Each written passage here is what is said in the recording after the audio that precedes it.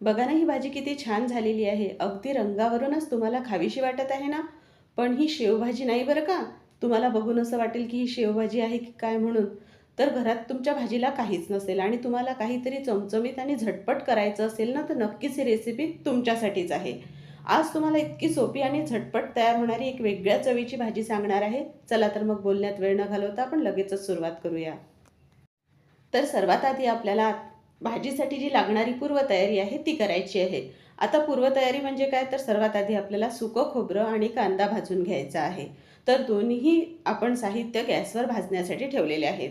तसं तर हे गॅसवर भाजू नये असं म्हणतात, पण यामुळे भाजीचा खमंगपणाही छान लागतो. आणि तुम्हाला असं जर करायचं नसेल तर तुम्ही कांदे उभे लांब असे चिरून घेऊन आणि सुक्या खोबऱ्याचे काप करून ते कढईमध्ये तेल टाकून भाजले तरीही चालतील. तर आता बघा, आपलं सुकं खोबरं भाजून झालेलं आहे. जास्त काळपट रंगावर भाजायचं नाही. आता हे एका प्लेटमध्ये आपण काढून घेणार आहोत आणि आता जे कांदे आपले भाजायचे राहिलेले आहे ते भाजून घेऊया. तर इथे बघा, आता सर्व साहित्य आपण तयार करून घेतलेलं आहे.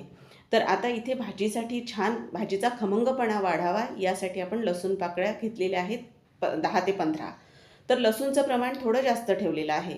1 इंच आलं घेतलेलं आहे आणि कांदे जे होते भाजलेले ते वरची पूर्ण साल काढून घेतली आणि थोडे ठेचून घेतले कांदे. त्याचबरोबर मूठभर अशी कोथिंबीर आणि थोड्या हलक्याशा कोळ्या काळ्या घेतलेल्या आहेत कोथिंबीरच्या, आणि सुकं खोबरंसुद्धा खलबत्त्यामध्ये ठेचून घेतलेलं आहे. आपली भाजीची ही पूर्वतयारी अशी आपण करून घेतलेली आहे. आता सर्व साहित्य थंड झाल्यानंतर मिक्सरच्या भांड्यामध्ये काढून घेतलं. आता सोबतच चमचाभर जिरेसुद्धा आपल्याला बारीक करायसाठी घालायचे आहेत. तसं जिरं घालण्यापेक्षा असं आपल्याला वाटणामध्ये जर घातलं ना, तर भाजीला छान चव लागते जिरे आपण घातले त्याची. आता हे सर्व साहित्य बारीक करून घेणार आहोत गरजेनुसार पाणी घालून. तर इथे आपण हे वाटण भाजीसाठी लागणारं अगदी साधं सोपं असं तयार करून घेतलेलं आहे. यामध्ये गरजेनुसारच पाणी घालायचं, जास्त पाणी घालायचं नाही. कारण मग आपलं जे वाटण आहे, जो मसाला आहे आपण तयार करून घेतलेला, तो तेलामध्ये परतून घ्यायला आपल्याला वेळ लागतो. तर बघा, वाटण छान बारीक असं तयार करून घेतलेलं आहे. चला मग आता भाजी फोडणीला घालूया. त्यासाठी कढईमध्ये आता तेल घालून घेणार आहोत आपण. तेल छान असं गरम होऊ द्यायचं. आता आपलं जे भांड्यातलं वाटण आहे ते पूर्ण आपण काढून घेणार आहोत. तर हे पूर्ण वाटण आपण काढणार आहोत आणि जे हे वाटण केलेलं आहे ना आपण तयार, तर यामध्ये कुठल्याही खडा मसाल्याचा आपण वापर केलेला नाही. अगदी साध्या सोप्या ज्या आपल्या स्वयंपाकघरातल्या साहित्य आहेत त्याचाच इथे वापर आपण केलेला आहे. आता खमंग असं हे वाटण परतून घ्यायचं. आता हे सर्व छान तेलामध्ये वाटण एकत्र करून झालं की थोडे आपण काही कोरडे मसाले घालणार आहोत यामध्ये. तर बघा, आता वाटणाचा रंग किती छान आलेला आहे, कारण यामध्ये आपण कोथिंबीर भरपूर अशी घातलेली आहे. तर आता यामध्ये सर्वात आधी आपण घालणार आहोत कांदा लसूण मसाला 1 चमचा. त्याचबरोबर इथे अर्धा चमचा गरम मसाला आणि इथे अगदी पाव चमचा एवढी हळद घातलेली आहे. त्याचबरोबर अर्धा चमचा धना पावडर आणि चवीनुसार आपल्याला लाल तिखट घालायचं आहे. हे तिखट चवीला थोडं कमी तिखट असल्यामुळे इथे मी 2 चमचे लाल तिखट घातलेलं आहे.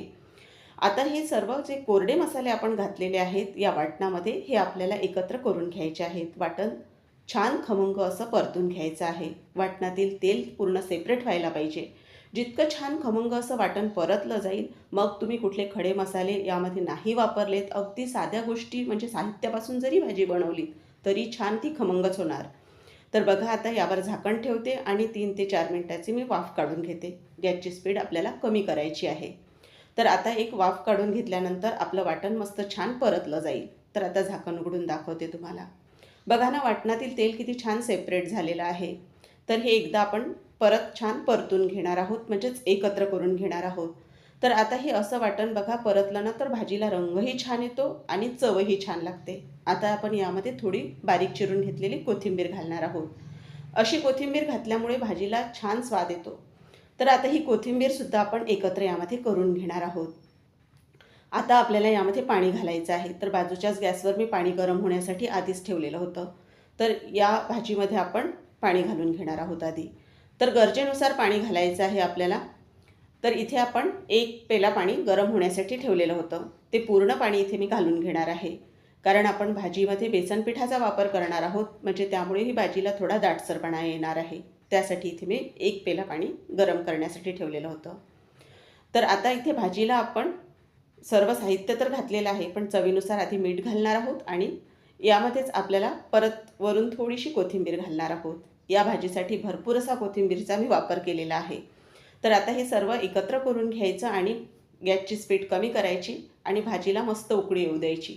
तोपर्यंत आपण पुढची तयारी करणार आहोत. तर इथे एका भांड्यामध्ये आपण बेसन पीठ घेणार आहोत. तर इथे जवळपास मी अर्धा ते पाऊण वाटी बेसन पीठ घेतलेलं आहे. तर आता हे बेसन पिठामध्ये आपल्याला फक्त थोडं थोडं असं साहित्य घालायचं आहे, म्हणजेच धना पावडर, हळद आणि लाल तिखट एवढंच. यामध्ये आपण लसूण पेस्ट किंवा कोथिंबीर अजिबातही घालणार नाही आहोत किंवा तेल वरून असंही नाही. आता फक्त बघा इथे आपण धना पावडर, हळद, लाल तिखट आणि मीठ घातलेलं आहे. आता यामध्ये आपल्याला पाणी घालून घ्यायचं आहे आणि हे बेसन पीठ भिजवून घ्यायचं आहे. आपण जसं भज्यांसाठी भिजवतो ना, अगदी तसंच हे पीठ आपल्याला तयार करून घ्यायचं आहे. बऱ्याचदा आपल्याला प्रश्न पडतो की आज भाजीला काही नाही, पण झटपट तयार होणारी एखादी जर भाजी असेल ना, तर आपण ती नक्कीच लगेच करायला घेतो मग. तर तशीच ही भाजी आहे. नक्की एकदा करून बघा. आणि बघा हे बेसन पीठ आपलं तयार करून झालेलं आहे. तर तुम्ही बघू शकता अगदी आपल्याला भज्यांचं जसं भिजवतो आपण त्याच पद्धतीचं हे तयार केलेलं आहे. आता भाजीलाही छान उकळी आलेली आहे. तर ही भाजी एकदा आपण एकत्र मस्त असे करून घेणार आहोत.